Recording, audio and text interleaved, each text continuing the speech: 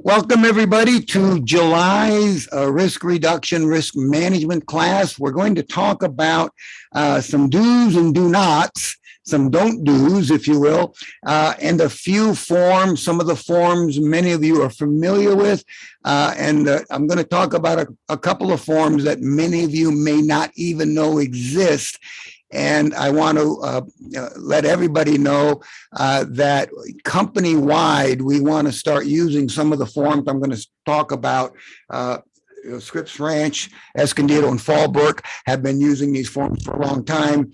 And of course, that will continue. And I want to encourage RB and Carlsbad agents to begin adding these forms to your transaction. And you'll see what I mean here as we go forward.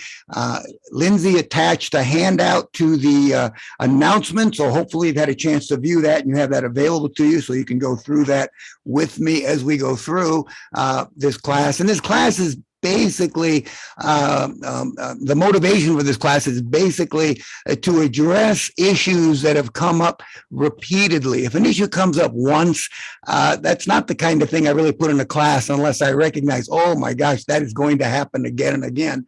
But usually what I address as far as issues that come up are issues that, my gosh, this is the fifth time this week I've heard about this. I think I ought to add this to my class next month. So that's what a lot of these are. So some of these things you're probably well aware of and you're fine. And some of these things you might not have thought about and you say, oh my gosh, okay, I'll kind of pay attention to that. So let's jump right into the presentation. Let me share my screen. And am I doing that? Is it working? Can everybody see my screen?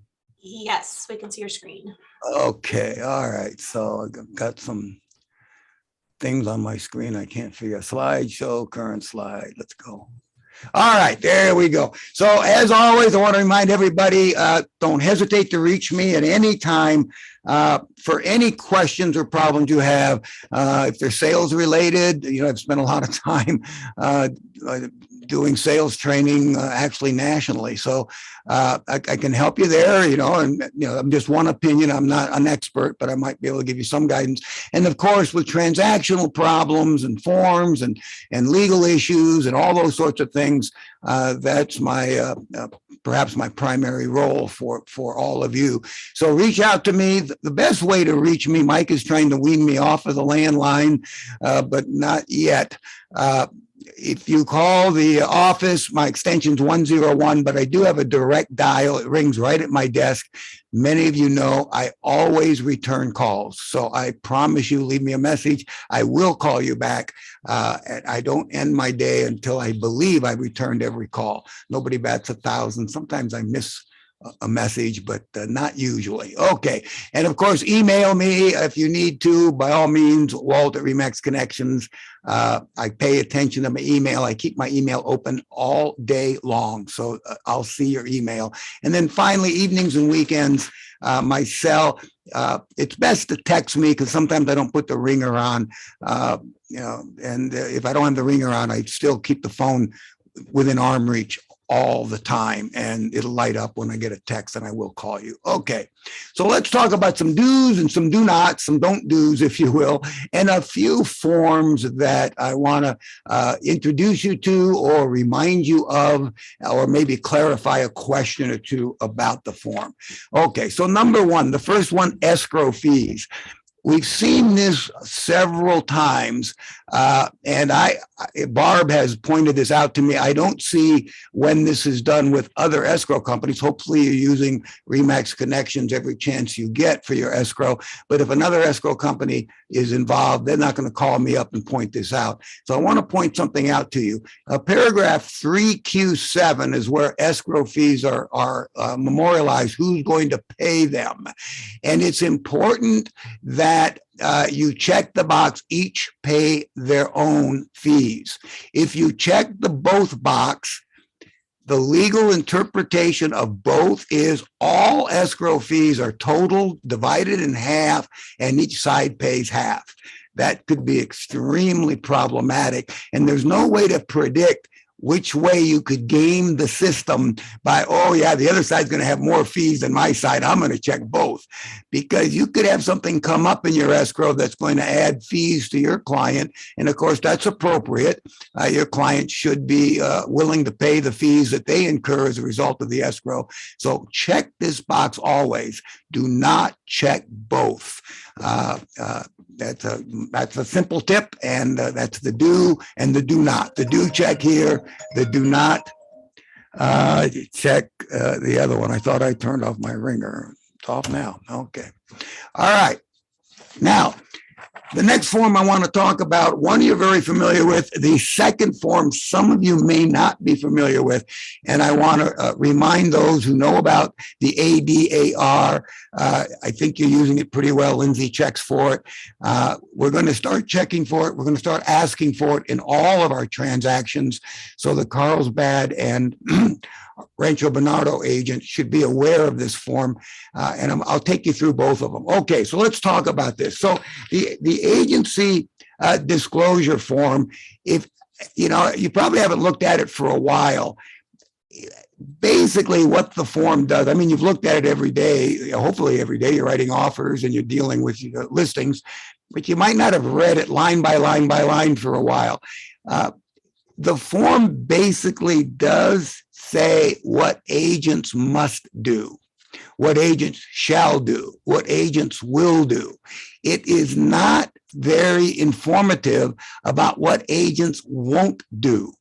And that's why, years and years and years ago, at the recommendation of the E&O company that I was associated with, with RE/MAX, our E&O company, we created an addendum I'm going to show you to the agency disclosure, because the AD puts a lot of responsibility on the agent, and that's correct. You should exercise, care in dealing with your clients and performing your duties. You must be fair and honest. You must act in good faith. You must disclose all facts that material affect the value or desirability of the property. Those are all good things, and both agents have to do that. If you look at that, if you're the seller's agent, you owe a duty to your seller, a fiduciary duty.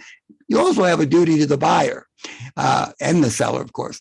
And if you're the buyer's agent, you have a fiduciary duty to your buyer, but you also have a duty to the buyer and the seller. Again, if you look at these duties, they're all affirmative, what you will do.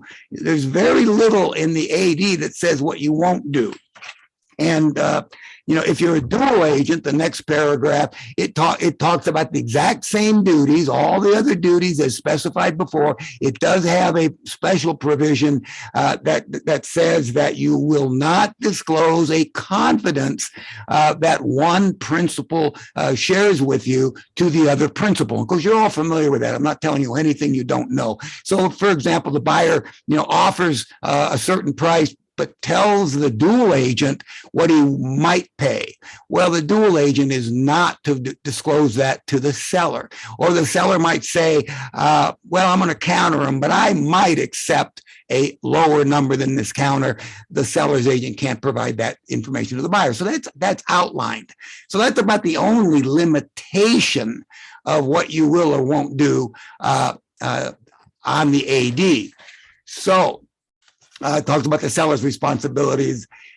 So I created with the help of an company years and years and years ago, an addendum to the agency disclosure form.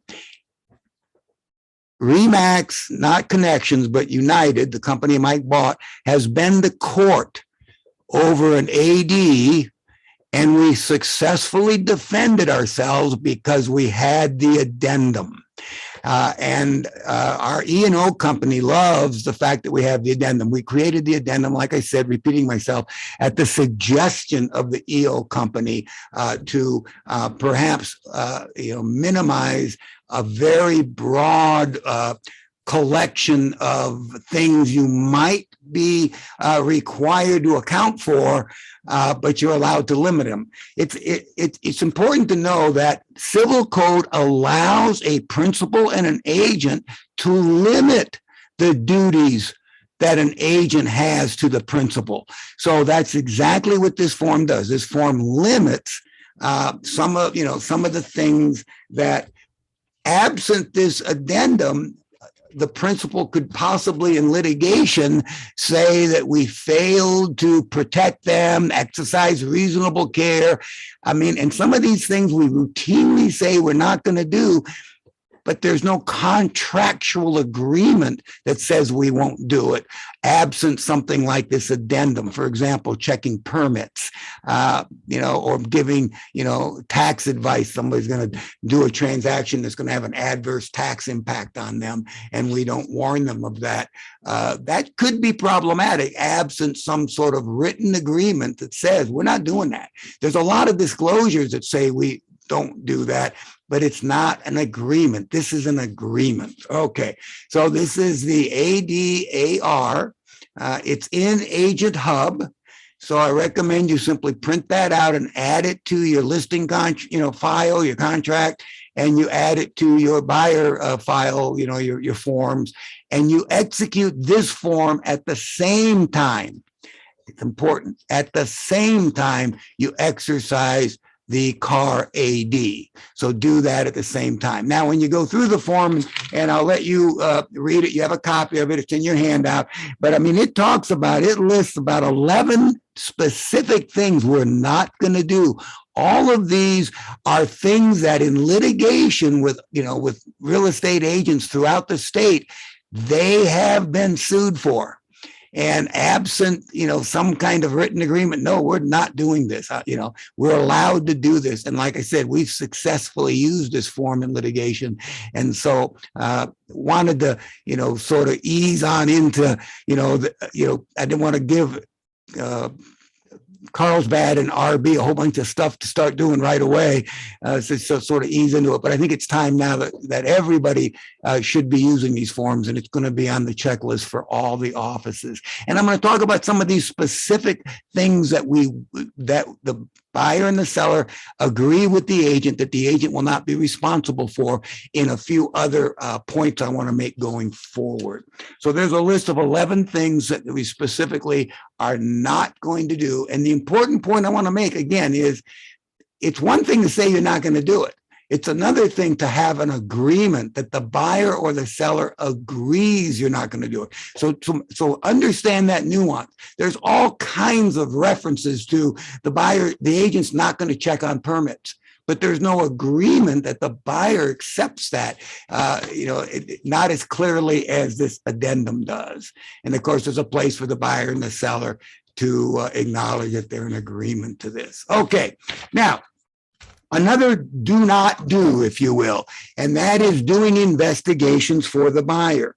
You should never do research or investigations for the buyer. That is not something that an agent does. You facilitate investigations, yes, but you don't actually do the investigations.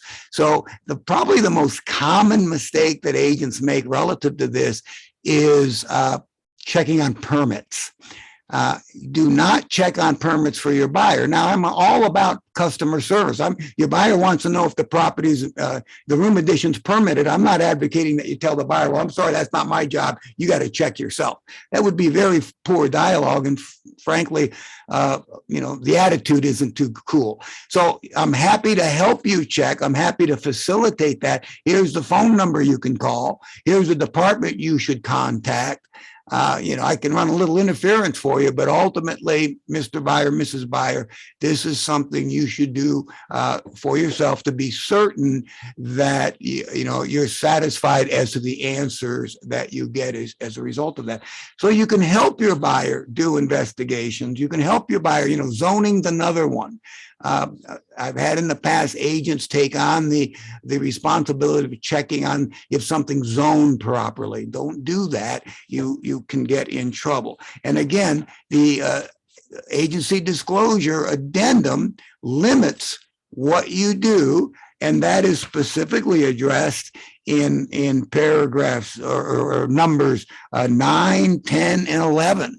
We're not going to check for permits. We're not going to inspect public records and inspect title. We're not going to investigate physical conditions of the property, and it goes on to list all kinds of stuff. We're not investigating the property itself. We're not going to determine the physical well-being, if you will, of the property. That's what physical inspectors do. That's what roofers do when you hire a roofer or an electrician. We're not going to check that. I know some of you, as a service, I know one agent. I'm not thinking it's a bad thing, but you want to make sure they understand that this is not a responsibility you want to take on.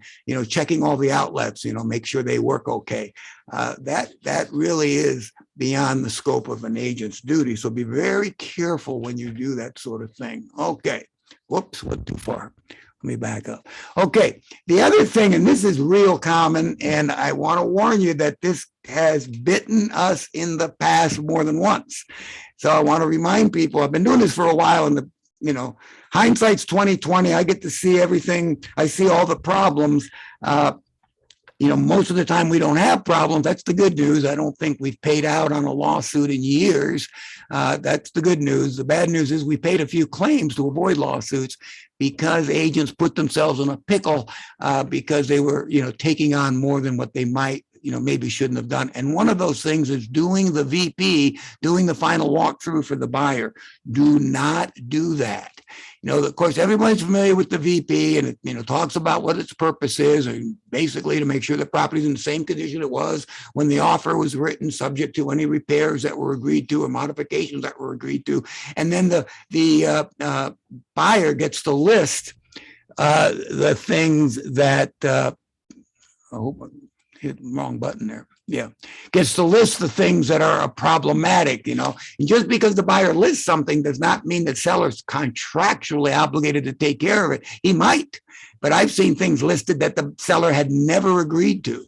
I'm sorry, the buyer lists something and the seller is never agreed to it anyway, so the seller's not obligated. But the buyer maybe lists something they did agree to make a repair, and the buyer points out that repair was not done. That's the buyer. Now, some of you are aware of this, but maybe a few of you haven't seen this. At the bottom of this form, I didn't put this form in your handout because I thought everybody probably is familiar with it. It states that this is based upon an inspection by the buyer or any inspector the buyer selects, because sometimes it's some of you have done this, and it's a very smart idea. There's been so much that needed to be corrected that they arranged for the inspector to be at the final walkthrough as well, and that's excellent.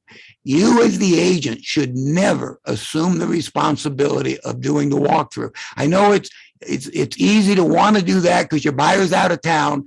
Well, if you don't see it for yourself, then you're waiving it. I mean, that's really what it comes down to. You do not want to be the person doing the final walkthrough, because they're going to see something when they come to the house that you didn't see when you did the walkthrough, and they're going to hold you accountable for it. So be very careful about accepting that responsibility. Just check this box here, and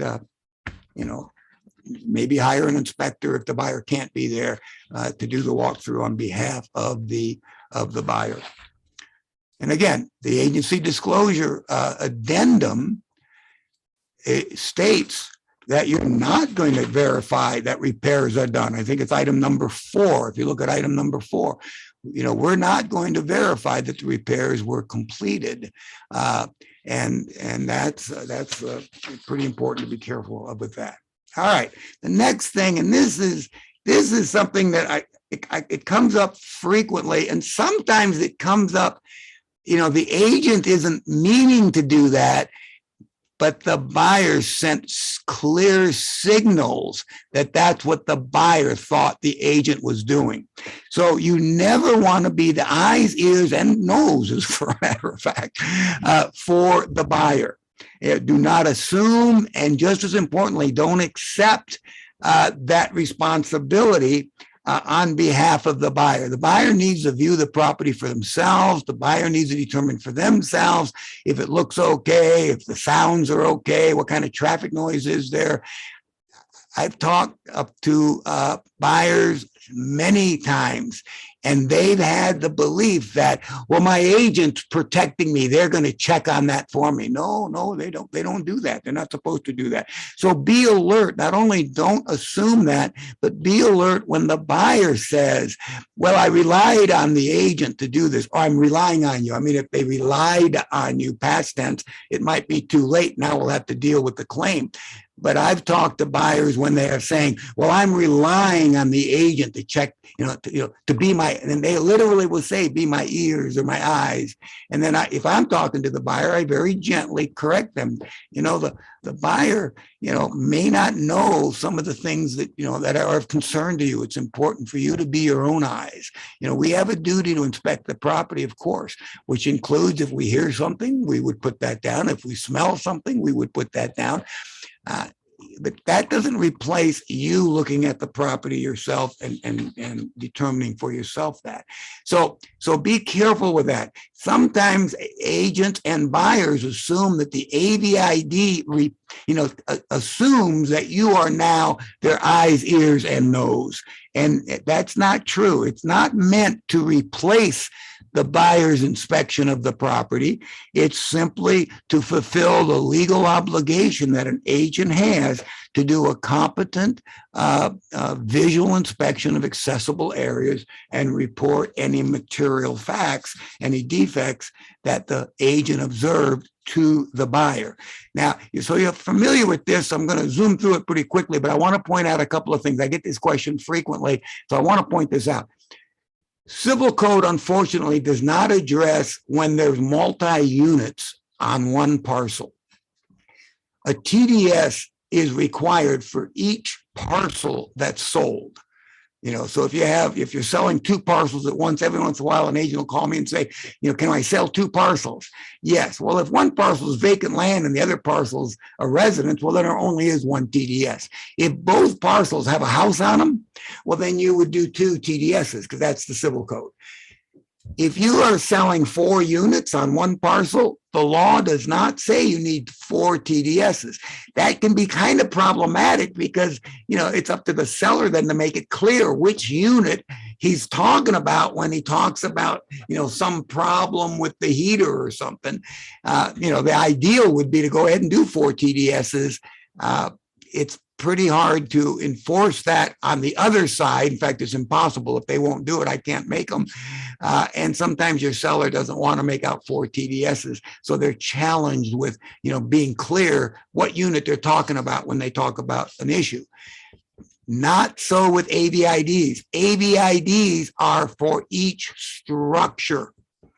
So that's why the AVD has in there. This is for unit number, whatever. So if you sold 4 units, well, it's residential, so you have to do an AVID, and you have to do one for each unit. So that's important to know. You're going to be doing 4 AVIDs, or maybe if it's duplex, you're going to be doing 2. Okay, and of course you're familiar with this. The California law states that you have to do a reasonable, competent visual inspection of accessible areas, and you disclose material facts that might affect the value or desirability of the property, and it's for 1 to 4 residential units. It does not matter whether a TDS is required or not. So some residential units, of course, many of you know that, all of you probably know that, you have a successor trustee selling a house, they don't do a TDS. You're still required to do one. There's no exemption associated with a TDS exemption. So, banks used to tell the listing agents, don't do AVIDs. And whenever I was involved in them, I would inform the bank that's against civil code. The buyer, the listing agent by law has to do an AVID. You don't have to do a TDS. That's true, Mr. Bank or Mrs. Bank, but your agent has to do an AVID. Now, it does say what's not required. You're not required to, you only look at areas that are accessible. You don't go off-site. You don't inspect public records. That's not required by the law. So the law doesn't require you to inspect public records.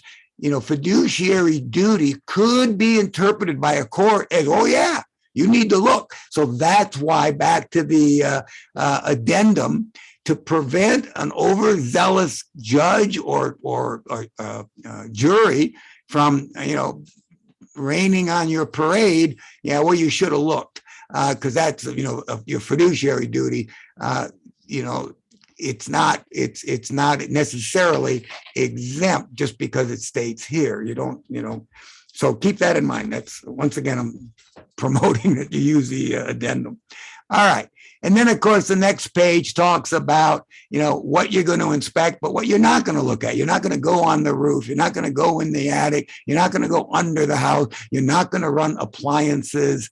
All of these sorts of things. You're not going to make measurements. You're not going to look for environmental hazards. So this is a pretty good form in the sense that it does inform the buyer the things that you're not going to do, but you do a diligent inspection of the accessible areas, of visual inspection, and of course, report the results on these pages. You're all familiar with this. You know how to do it. I want to share a few tips. So I've seen some AVIDs over the years, and I've seen them recently too. Sometimes when there's a problem, when I pull up the AVID, I'm looking for something specific, and I sometimes say, oh my gosh, that wasn't good, but okay, well, they're not going to go after us for that. That's the good news. But if they did, we shouldn't have done what we did on that AVID. So I want to give you a few tips. All right. So first of all, you should look for red flags and defects. That's the whole idea of an AVID. You have to literally be proactively looking for problems. That's what the civil code requires you to look for, things that might be of a material nature to the buyer. So do look for red flags and defects and note them on the AVID appropriately. Recommend inspections. When you see like a brown stain in southwest corner of dining room, it's appropriate to say, recommend this be looked into, perhaps a roofer. Now I'm going to cover in a minute. Don't say it's a roof leak because you don't know that. But you can recommend an inspection. That's boy, when I see that, we're solid gold there. I love that. So recommend your inspections. Don't speculate about the defect. Don't opine. The most common is people use the word mold all the time. Carr will tell you, I will tell you, unless you did a mold test, you don't know that black stain is mold. I mean, most of us probably assume it is, but don't speculate. Only state what you know as fact. So, black stain on bathroom walls. Gee, I wonder what that is. You don't know it's mold because it hasn't been tested. So don't speculate what it is. Don't offer an opinion about the cause of the defect. Back to that brown stain. Brown stain on ceiling due to roof leak. I've seen things like that in an AVID. Not very good to put that down because it might be there for some other reason. Okay. Don't speculate or don't state no problems noted. You should have a system where you somehow indicate you looked at a room, but stating everything looks good, no problem, didn't see anything to write down is not good. Carr recommends, attorneys recommend, just check it, just write, inspect it, just write, looked at, put a check mark to it. What you want to do is have a consistent procedure you follow. The nice thing about an AVID is it sort of gives you an order of what to look for. But whatever you do it the same way on every single house. So that if you're in a lawsuit and they ask you about your AVID, they're going to ask you questions about it. And if you can demonstrate you have a system and you follow it all the time, that's going to go a long way to protecting you in the event of a claim or a lawsuit. And so you can say, they're going to say, what do these check marks mean? Does that mean it's okay? No, it doesn't. I did not write okay. What it means is I looked. I don't know if it's okay or not. I looked. Well, did you see this problem? Well, if I did, I wrote it down. So no, I did not see it. So you're going to do fine with that kind of dialogue chain of course of events in a lawsuit. So don't indicate that there's no problem. That can be risky because that's an affirmative statement saying it's okay. And there are civil codes that say that when an agent says it's okay, the buyer has a right to rely on that. And then if it's not okay, the buyer has a right to seek damages because they relied on that. So avoid no problem noted. Don't quantify size, small, hairline, minor. You know, I used to tell my clients when I did AVIDs, because they would freak out when I would do them, because I did them pretty thoroughly. You know, I would tell them, this is not a marketing piece. This is to protect you in the case the buyer later wants to sue you, and you know, and sue me for that matter. So this is going to protect us. We're going to point out all the problems. And if this problem is a big deal, it's good that we find out now before we close escrow and then the buyer sues you because of the big problem. So avoid, you know, adjectives that tend to minimize the problem. You know, don't quantify size. Be specific about location. That's very good. Southwest corner, you know, something like that. You know, above entry door, you know, something like that, you know, instead of just brown spot noted on ceiling. Okay, well, that room's 20 by 10. Where's the brown spot? See? And then finally, never say you agree with the seller said, or I see nothing to contradict seller's statement. Some seminar years ago must have taught that somewhere. I don't know, because I've seen that frequently. The good news is I don't see that on ours too often. And it's because most of you do an excellent job with your AVIDs. So I'm probably preaching to the choir. Now, so you do an AVID as an augment to what the buyer does. He looks at the property, but so do you. The AVID does not replace the buyer looking at a property. This is critical. This form is not an agent hub. I'm thinking about, maybe I'll just put it in. If you have a buyer who is not looking at the property, is closed escrow, sight unseen, I guarantee you they're relying on you being their eyes, ears, and nose. I have a transaction problem right now. I don't think our agent did anything wrong. I think our agent does a very good job on the transactions our agent's involved in. The buyer already said to me, when I found out you didn't look at the property, I said, I didn't know that. I'm talking to the buyer and I'm talking to the agent. I find out this buyer never saw the property. And the buyer said, well, I was relying on the inspector and my agent. Now he can rely on the inspector and I'm going to help him go after the inspector. I kind of had a little chill go down my spine when he said, and my agent. It's exactly what they think when they don't see the property. So this is available to you. I might put it in Agent Hub. If we do, I probably want to put it on a letterhead and punch it up a little bit. This is an advisor to the buyer not to buy a property sight unseen. Now, we're not saying don't buy the property. We're saying go see it. And so it has the fact that we're memorializing it. If the buyers intend to close escrow without seeing this property. And then there are risks associated with failure to view the property. And then we go on, you know, we have a limited scope of duty, you know, don't rely on us. And then it goes on to say this, we're giving you critical, and that word, by the way, has a legal significance. That's why the word is there. As critical advisory to the buyer to personally view the property. I wrote this in conjunction with our attorney.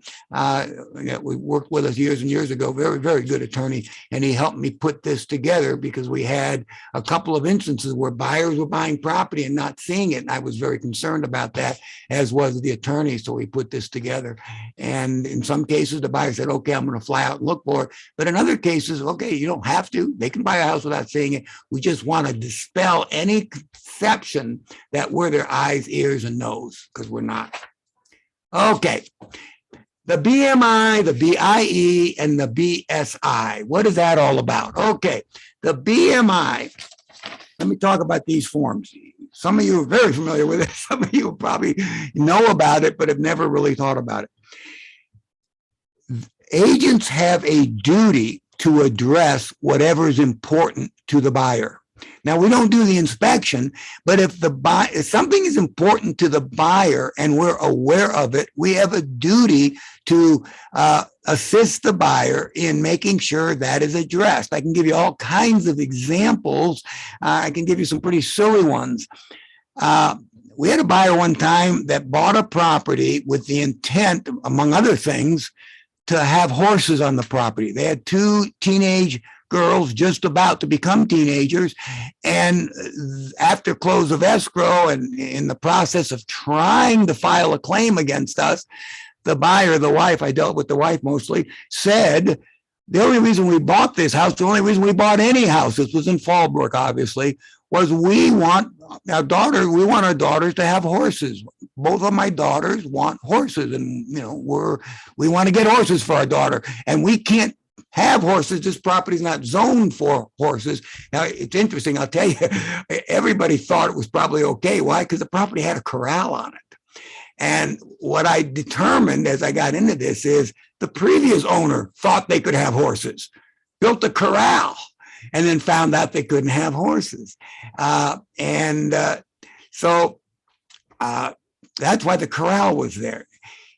They weren't going after the seller. I'm not sure they could, but they could. They definitely should not have been going after us. But their attitude was, we wouldn't have bought the property if we couldn't have horses. Now, here's why the BMI is important. And my agent knew it. Now, when I asked the agent says, we never talked about horses. I didn't know they want to buy horses for their daughter. It never came up. I believe our agents. Buyers have selective memory sometimes. Now, most of your buyers are great people. You get referrals from them. I'm not disparaging buyers in general. Keep in mind, I have sort of a skewed viewpoint of real estate transactions in general, because nobody ever calls me up and says, well, I just wanted to tell you, my buyer was wonderful. The seller was wonderful. The agent on their side was fantastic. Everybody did their job. The lender couldn't have been better. Just thought you want to know that. You can call me and tell me that anytime you want. Sometimes that would probably cheer me up a little bit. Not that I get depressed. I get the calls about the problems. And so I am told repeatedly by buyers, after they discover a problem on the property, I discuss this with my agent, and my agent failed to, quote, protect me. I hate that phrase. That's what they believe. You're supposed to protect them. I have had this come up, and some of you know this, and some of you have heard the stories. I've had it come up multiple times. Smoking next door on a condo. The neighbors smoked. A septic system. Would have never bought a house if I knew it was a septic system. And I told my agent, no, you didn't. It never came up. You were looking in the middle of the suburbs. Nobody even believed it was on septic, including the listing agent and the seller. It was in Chula Vista. When the house was built, it was on the edge of Chula Vista. House was 40 years old, something like that. Over the years, Chula Vista grew. They finally extended the sewer out to that neighborhood. And not every property paid the money to hook up. So there was a couple of houses on that street, unbeknownst to the listing agent or the buyer's agent, we had the buyer, that it was on septic. Nobody knew. Now, we could have probably gotten out of that lawsuit. Here's what to keep in mind. My mission isn't to win lawsuits. My mission is to prevent them from even being filed. Because I can promise you, a couple of you have been involved in lawsuits that you had no business being sued on. And I'm not going to name names, but they'll tell you, number one, it's stressful. Number two, it sucks up your time from listing and selling. You don't get paid to prepare your defense in a lawsuit. You're busy doing it so you don't have to pay money. You get paid to find sellers who want to sell and find buyers who want to buy and help them do that. You can't do that very well when you're being sued. So my mission is to stop the lawsuit when I first get a whisper about it. Sometimes I can stop them with the buyer, in conversation. Sometimes I have to stop them, or I don't have to. I mean, I try to, and I succeed. Stop them with the attorney. I've had attorneys send us demand letters, and if we don't pay, the lawsuit is coming. We send the BMI to the attorney. Isn't it interesting? Your client said that if she got anywhere near smoke, she would die. And she says she told the buyer this. Told the buyer's agent, our agent, this. But I have a BMI that says carpet's kind of old, wished we'd gotten the carpet credit. Between carpet credit and dying, wouldn't you think if it was that important, you'd put it on the BMI? That particular buyer went through 5 attorneys. 2 of them contacted us. I only know about the other 3 because she finally got so frustrated, she sued in small claims court. She initially started suing us for rescission, wanted the seller to buy the house back, and if they wouldn't buy it, wanted us to buy the house, and if we wouldn't buy it, wanted the lender to buy the house, of all people, because nobody protected her from next door neighbors smoking. My point being, the BMI said, carpet kind of old, wish we got a carpet credit. I was able to stop the lawsuit in its tracks. She kept trying over and over again. I feel bad. The agent, the agent knows about it. The agent still had to go jump through hoops, even going to small claims court. Won in small claims court, hands down. There's no question she was going to win. So the BMI stops a buyer from claiming that the agent knew about a concern they had, and the agent sold them the house anyway. So because I've frequently used the BMI successfully, I've finally gotten around to requiring it, and now I'm asking Carlsbad agents and RB agents to start using the BMI. I'm going to talk about it in a minute. I'm going to help you, give you some tips. You're going to take you a while to get used to it. You're going to be so thrilled. I could name names, but I won't. But there are agents on this call who are going to tell you, I'm so happy I have a BMI in my file because we were able to stop the claim. And it's happened multiple times. All right. So that's what the BMI is. The BIE, that's a nice form. It's similar to a BMI. The buyer says what investigations they want to do. I don't feel like it's required. If you use it, I recommend it, but you don't have to use it. I'm not anxious to fill your files with paper, or even, digital stuff. I'm not interested in doing that. I'm interested in helping you stay busy listing and selling, taking great care of your clients, and not be giving up your commission. You work hard enough for it because some buyer has a selective memory, now wants to blame you for something they should have taken care of themselves. And then finally, the BSI is the buyer's satisfaction of investigation. And that's a form that if the BMI is used and has something on it other than none, and I'll explain that in a minute, or there's a BIE, then you must have a BSI. And you'll see what I mean by that in a minute. Okay, so let's take a look at these forms. So the buyer's material issues form, the BMI, it's a CAR form. It basically states that the buyer has an obligation to tell us in writing anything that's of concern to them in the process of buying this house. And so here is where you get to write it. In this form, I think I put the form in your hand. I'm almost sure I did. So you're going to know when looking at it that there's a whole bunch of blanks here. So let me share with you a couple of things. First of all, never fill out number 3 for your client. I've had buyers say, I didn't write that.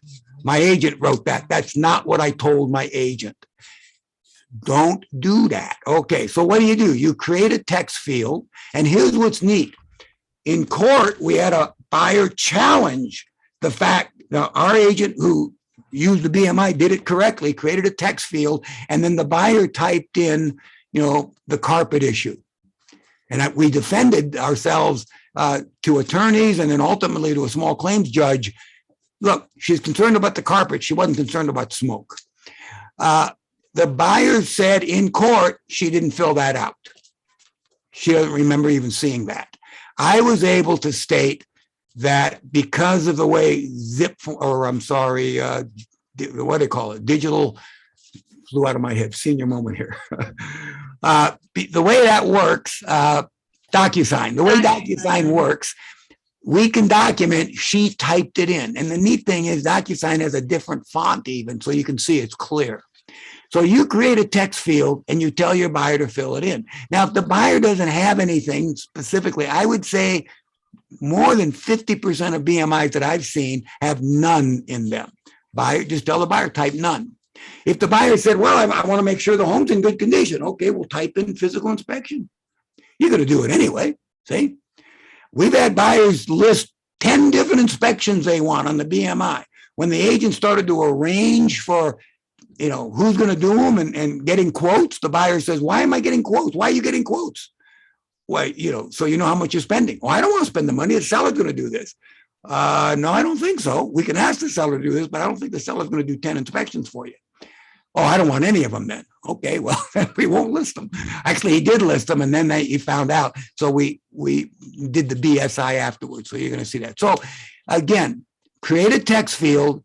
The buyer types in any concerns they have. If this lady were telling the truth about the horses, she would have typed in, want to be sure I can have horses. And then we would have assisted her in determining that, and she would have found out she couldn't. We didn't know she wanted horses. She claims that we did know. We didn't know you were concerned about a septic.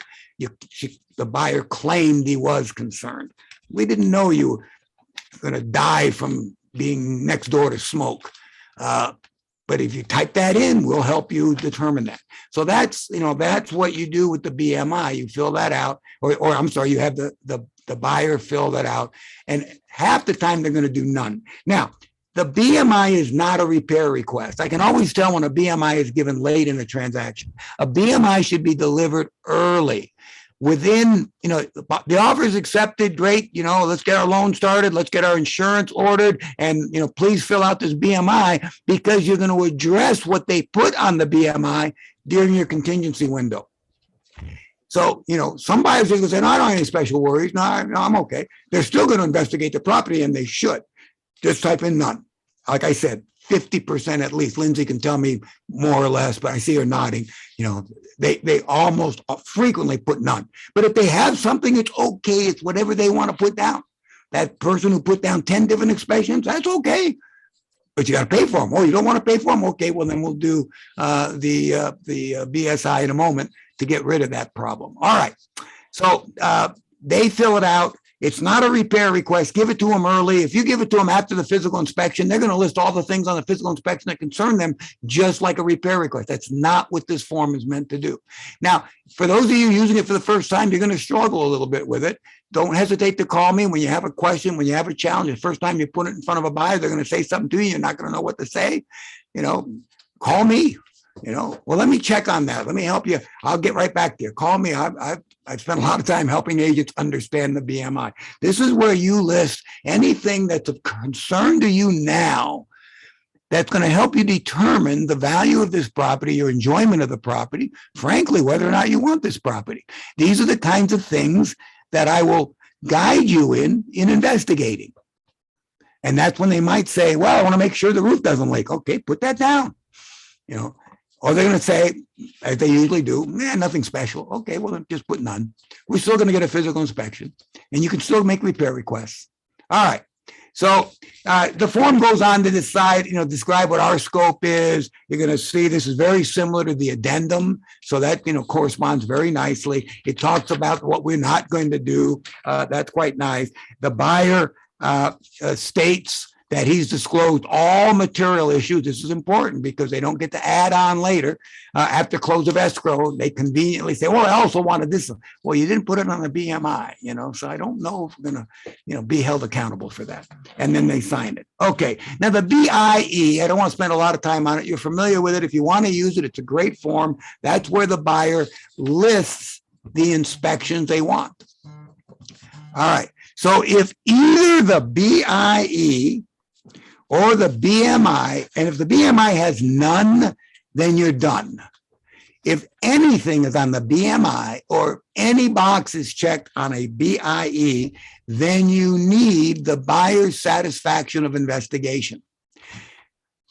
I got to tell you, a BMI without a buyer's satisfaction of investigation to follow could be like a loaded gun.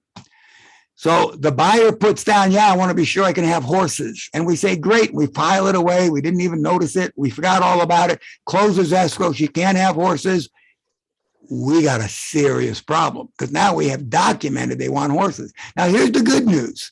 We have far more success stories with the BMI and the associated BSI than any claims that we didn't use the BSI. And I think that's mostly because I'm very, very thrilled with all the agents who are using BMIs, and hopefully all of you will, going forward.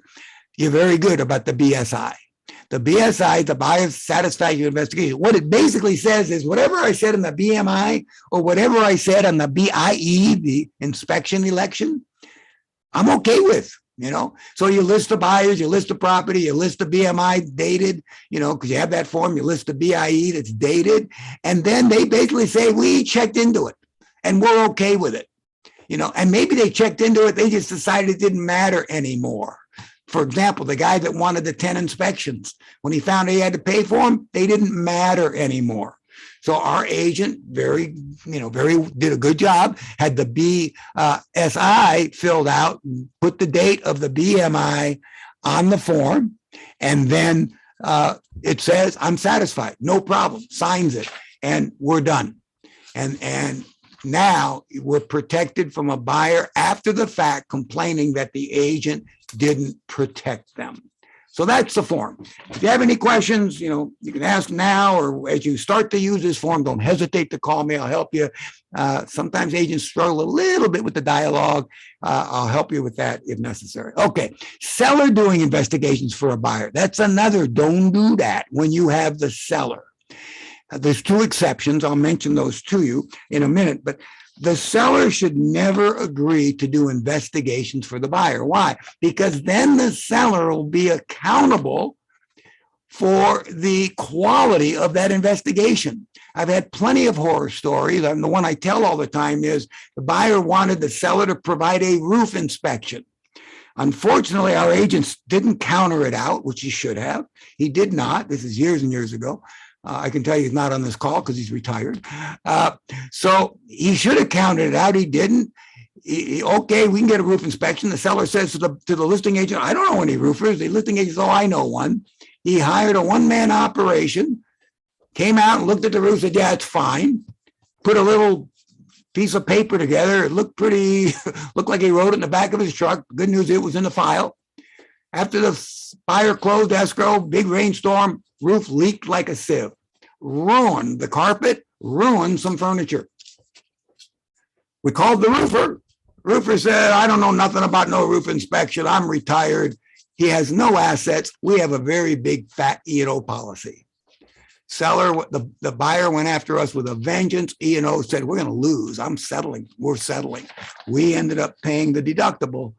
Because why? Because we allowed the seller to agree to do an investigation for the buyer. And then the person who did the investigation did a bad job and was not responsible, accountable for it. So don't do that. Now, there's two exceptions. If some of you are thinking ahead, you're going to say, wait a minute, what about a termite inspection? Here's why termite inspection is not a problem. They're heavily regulated. Most of you would agree you don't want the DRE looking into your business. Let me tell you, the termite companies do not want the board looking into their business.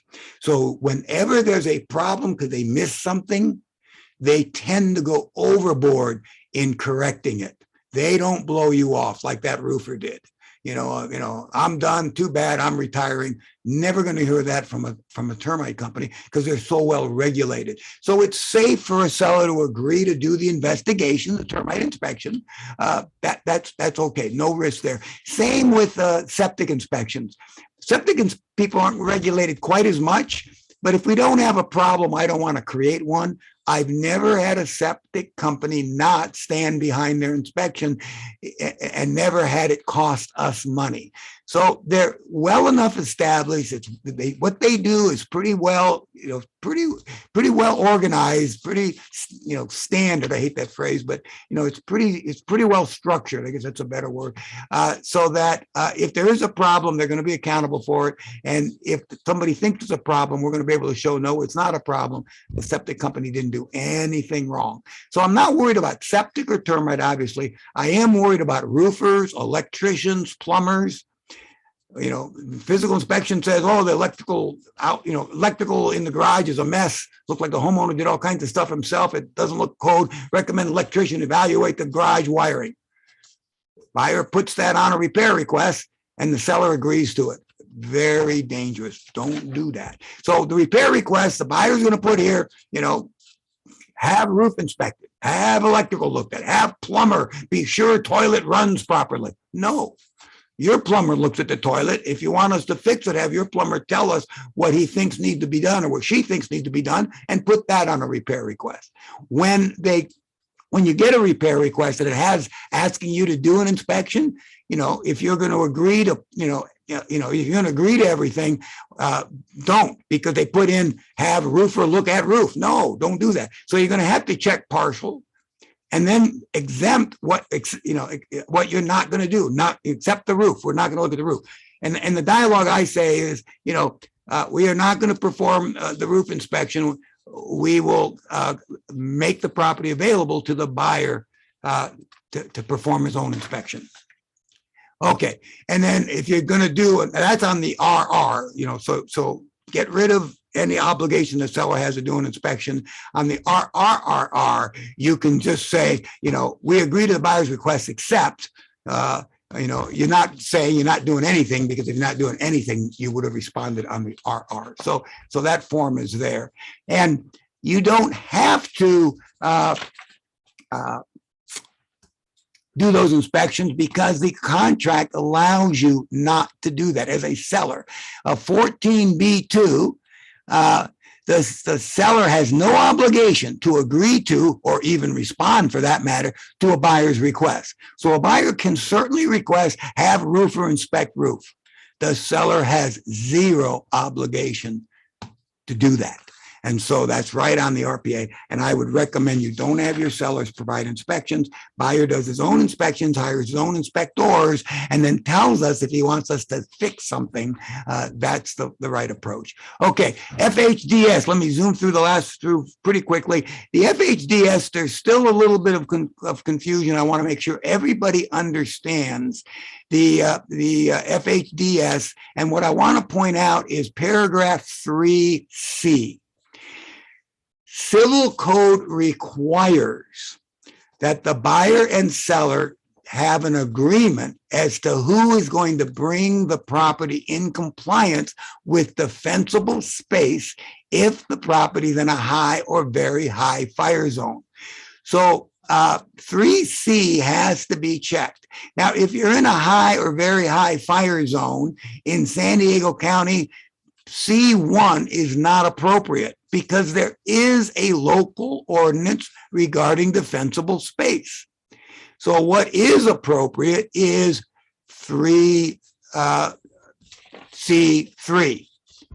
And the seller should not agree to bring the property into compliance. They can if you want, but right now you're still in the seller's market. Carr is actually saying agents should never allow their seller, I wrote it word for word, agents should never allow their seller to agree to bring the property into compliance absent a local ordinance requiring it. There is no local ordinance. The closest to a local ordinance is Big Bear, has an ordinance requiring an inspection before it sells, but it does not address compliance. So always, if you're the seller especially, check 3C3. Be sure you do that. Now, this form, we're having this happen a lot. This is a new form. This form addresses the civil code much better than the old form does. So do not accept the old form. Now, the good news is that the contract has, I think it's 25.3 or somewhere, I forget now. But in the definitions, Carr form is the most recent Carr form. So when you call up the listing agent or the buyer's agent and they've provided an old FHDS form and you want the new one, the contract says they will give you the new one, not an old one. Okay, so get the new one. And then finally, well, not finally, two things I think. Amending the TS. I don't know why this has come up. It's coming up all the time all of a sudden. Some seminar, somebody's teaching these agents, not you guys, hopefully, except you're getting victimized by it. There is no requirement to amend a TDS pursuant to a buyer investigation. And I'm telling you, don't do it. You open up a can of worms, not the least of which, the minute you amend a TDS, the buyer has an unwaivable 5-day right of rescission and they get the deposit back. So that's maybe the biggest problem. Do not amend the TDS. Also, you're muddying up what the seller knew and didn't know. Well, I didn't know about it, but the agent told me I needed to put that in because they had a physical inspection and they said XYZ didn't work. I don't know anything about it. So you're because a TDS is a statement of the seller's knowledge at the time the TDS is written. It's not a statement of the condition.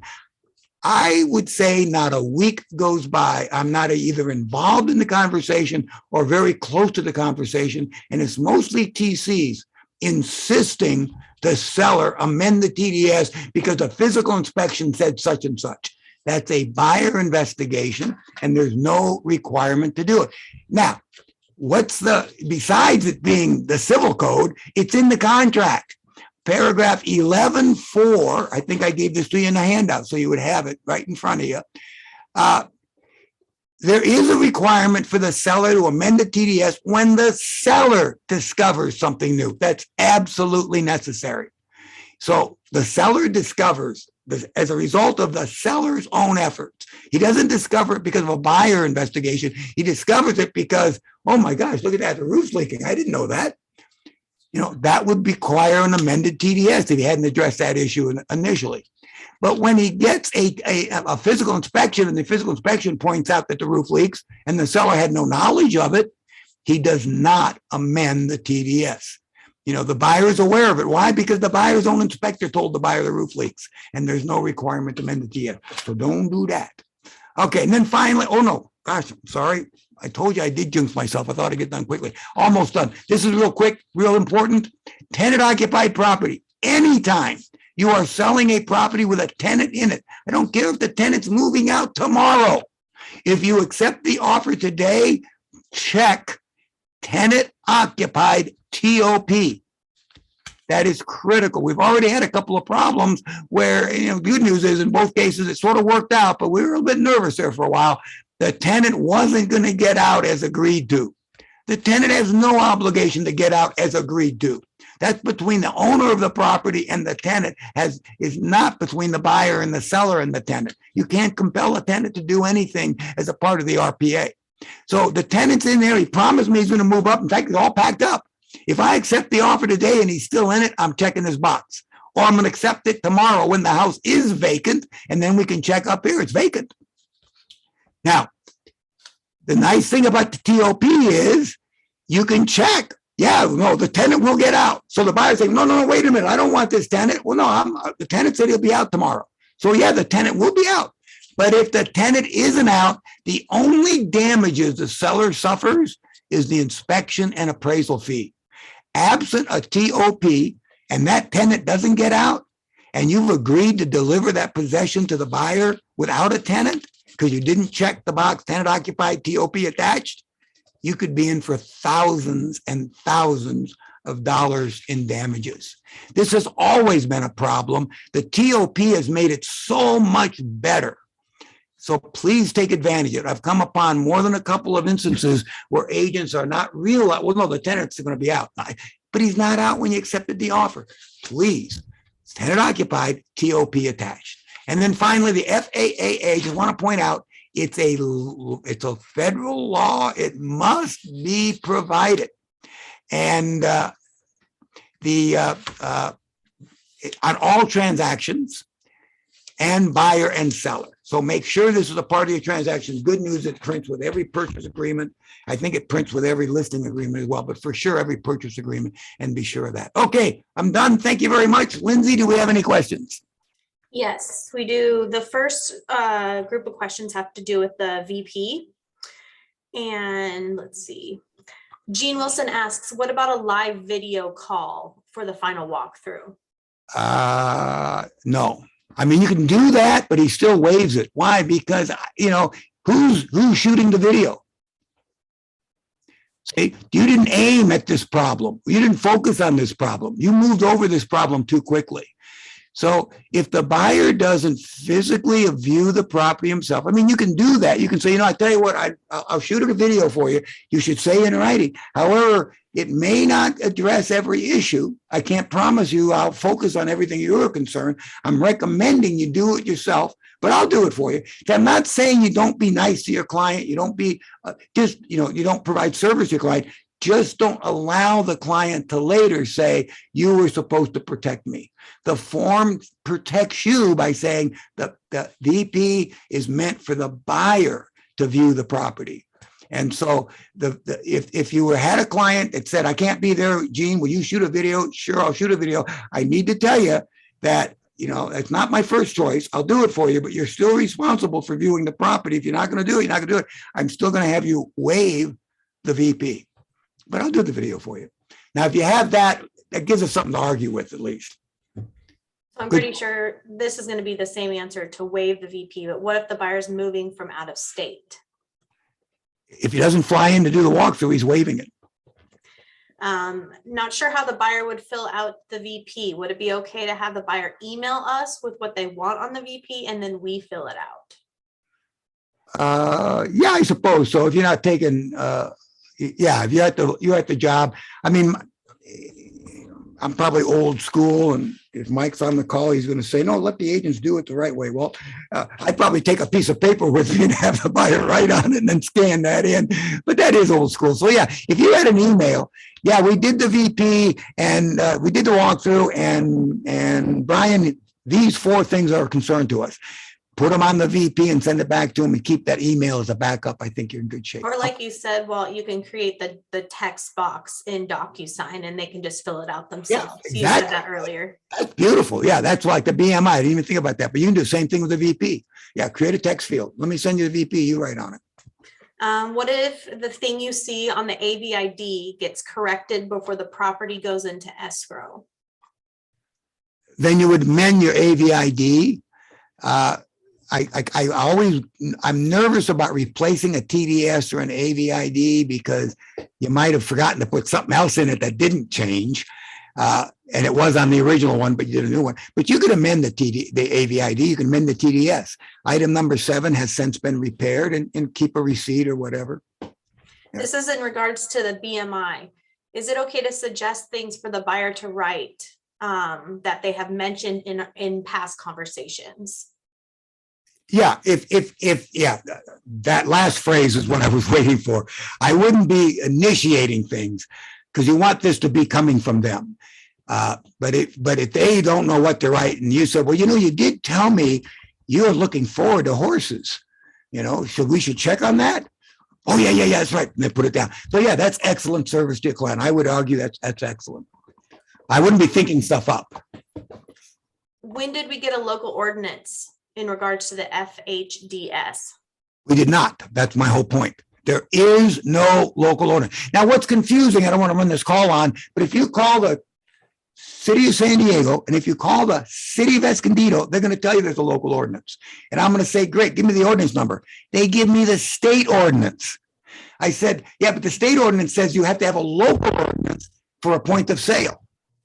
Yeah, we got one. Okay, can you tell me what it is? Yeah, it's a state ordinance. No. See, it's like, and CAR is the same problem. CAR has that problem. I don't call CAL FIRE. CAR does. CAL FIRE's website, I still think that in order to sell your house, you have to have an inspection. No, you don't. And CAR is fighting with them. So if anybody, alert me anytime you are told, yes, we do, because I'm going to check on it. I've got numbers. I got them in a file. I make phone calls and I'm checking it every couple of weeks or so. And I'm on, I'm on a call with Car Legal every 2 weeks. And we talk about this every time. So short answer, there is no point of sale local ordinance. There is a local ordinance about defensible space. That's a fact. I've said this many times. I live in a very high fire zone. I must maintain defensible space if I'm going to comply with civil code. If I don't, I move my firewood. If I didn't move my firewood, I could still sell my house and I wouldn't have to move it in order to sell my house. I had to move it in order to get insurance. But so there is a local ordinance that says, yeah, you got to maintain defensible space. but it's not a point of sale. And you can sell a property not in compliance with code. That's perfectly legal. I can have a house with no roof on it. You know, I'm not going to get as much money as if I had a roof, but I can sell it. You know, buyer probably can't live in it. I can sell a house with no toilets. Perfectly legal to sell the house with no toilets. You can't live in a house with no toilets, but you can sell it. I can sell a house that has fire brushes right up against the door and trees overhanging and all kinds of stuff. I can sell it, but I need to tell the buyer, I don't think this is in compliance if I know it. Would the seller be obligated to disclose on a TDS for a new transaction if the initial buyers canceled regarding items discovered by the buyer's home inspection / investigation? Well, I'm going to answer it in a way I hope makes sense. You're required to provide that inspection report to the new buyer. So you get an inspection report from buyer number one, and it freaks out buyer number one and he cancels. You must provide buyer number two, buyer number one's inspection report. 9 out of 10 times, I would argue, because I don't get every transaction, I don't get a phone call. The buyer number one's agent does give you a copy of the report. Every once in a while, they won't give it to you. When you don't get a copy of that report, call me, because we would have to document like crazy that we have a report. There was a problem. We don't know what it is. Here's what we know. It's much better to get the report. The contract says the buyer must provide all inspection reports at no cost to seller, and that survives cancellation. It says that exactly. So I don't think I've ever not gotten an inspection report. So you wouldn't have to amend your TDS. You would simply provide that inspection report, with the, with your disclosures. That's it. That it? That's all. I've answered everyone's questions. Thanks everyone for, I'm sorry I ran long, the Q&A a little bit, but we're done. Call me if you have any questions. Have a great, great day. Thanks, Walt. Take care. Thank you.